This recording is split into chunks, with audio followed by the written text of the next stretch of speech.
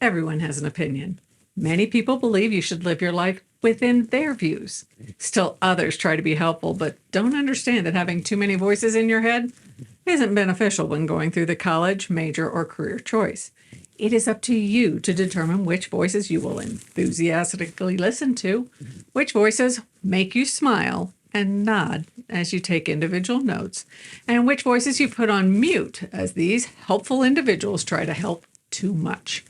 Hi, I'm Margaret Meek, and this is how to deal with others' opinions about your future.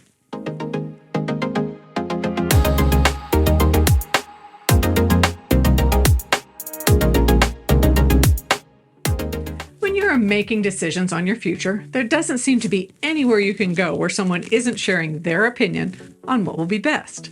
Most really want the best for you and believe they can make your process easier. Some will be more forceful, some will be right on with their suggestions, and all of them will think that their point of view will be helpful to you. Keep your diplomacy, tact, and grace intact as you traverse these conversations. Family has a right to hold an opinion on what you do with your life. They do not have the right to tell you what to do with no willingness to hear your plans. We will start with parents and guardians. They influenced who you are and how you have reached this point in your life. When they offer advice, you need to hear what they say. That doesn't mean you have to do precisely what they tell you to do. Listen, sift through the advice for the pieces that are important to where you go from here, and then share with them the why and what of your decision. Make sure you are sharing your reasoning. Don't just announce a decision. Take them through your decision journey so that they will understand why you made the decision you did. When it comes to financing school, if your family is giving you money to help defray those costs, you need to give them a special level of listening. If they tell you they will provide you with tuition funding in exchange for a promise from you that you will attend class and maintain a grade point average or some other return on their investment, make sure you can live up to that expectation before you take the money. Family and significant others want the best for us, but that doesn't mean they understand everything going into our decisions about our future. Bring them along in the decision-making process. Do what you can to help them understand the choices you are making. Then, set about to do all you can to be successful so you earn their trust for future decisions. Now, let's talk about those outside your closest circle who offer their ideas on what is best for you. When someone is at your gatherings and says, "You can't possibly go to trade school, you are too bright for that," or "You are going into a tight job market, so you need to major in a more marketable subject," smile, nod, and use these tips to decide if you're going to take these discussions to heart. Share your choices preemptively when possible, such as at family gatherings or graduation parties.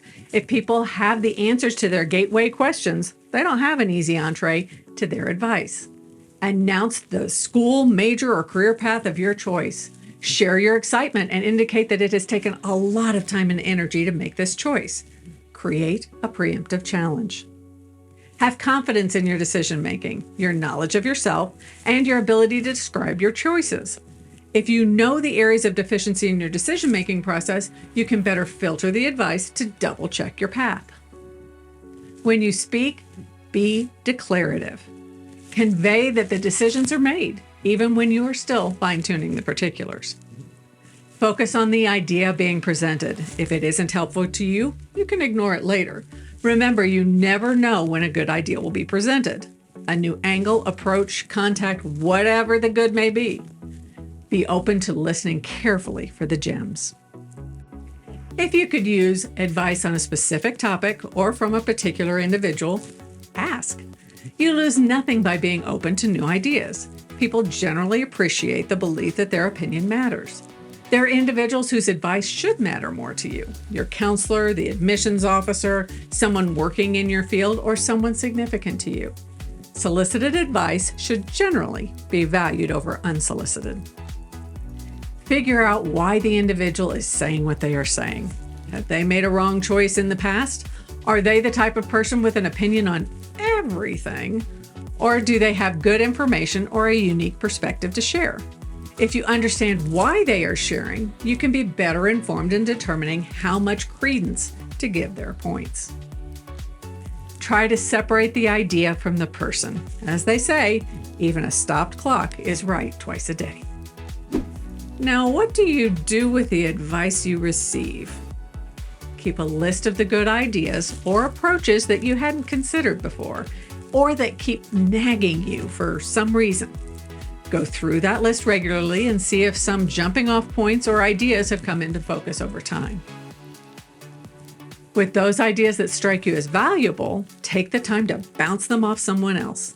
Does saying it out loud make it more or less intriguing? Does another voice add perspective? Or does it allow you to leave that idea in your rearview mirror? What do you do with an opinion that feels insulting? What if the idea is decidedly not helpful? There are a few approaches that can work well. For example, change the subject. Be outrageous if you need to be to get the individual off the topic.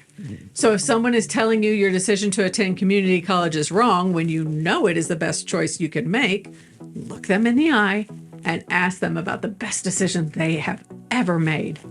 They'll be diverted from discussing your life by offering them the opportunity to talk about themselves. Or you can thank them for their opinion and then physically separate yourself from that individual. And there is always the choice to thank them for their input and assure them that you have considered every angle in making your decision and that you would greatly appreciate their support as you move forward. This way, you are telling them the decision is final while letting them know what you need from them in the future. Ask questions. You can not only learn more about their opinion through your questions, you can share why their idea is not helpful. You can transmit information through your questions. Questions that help the other person understand why their perspective may or may not be beneficial. For example, can you believe how many classes are being taught online even when students are on campus? Clarify that shifts in course instruction were important to your choices. If they didn't attend a school while this trend was in effect, they can learn that they may not have all the facts. If you know that an individual won't listen to you, is offering their contrary opinion just to be heard, or you know you can't hear what they have to say, avoid being in a tight space with those people if possible. Remember that you do not have to make a commitment to anything. Someone giving you their opinion does not box you into any obligation. Only your own decisions can do so. And think before you speak. Watch your body language. The message is being shared by the look on your face. Remember that people are trying to help you, even when it isn't that helpful. And keep your goals, plans, and confidence intact.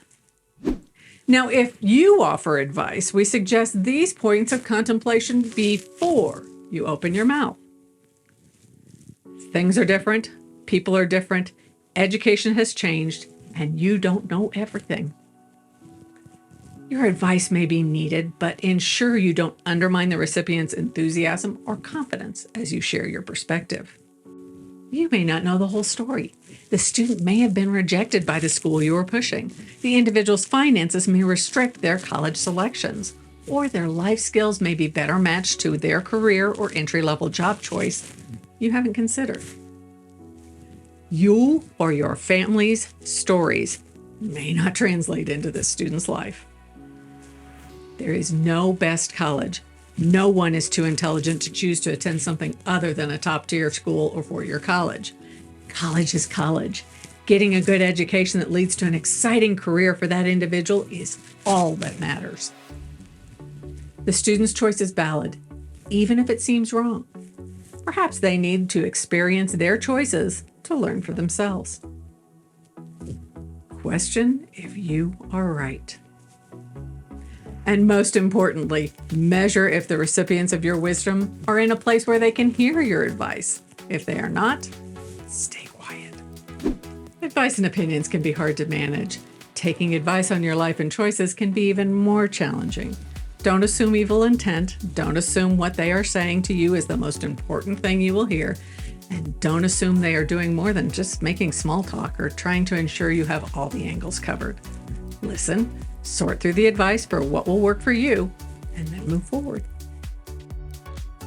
So now that we have given you all this advice, you get to decide just how to put this into use for your life. If you found any of this information helpful, hit the like button or perhaps consider subscribing. And if you have any questions, let us know in the comments below.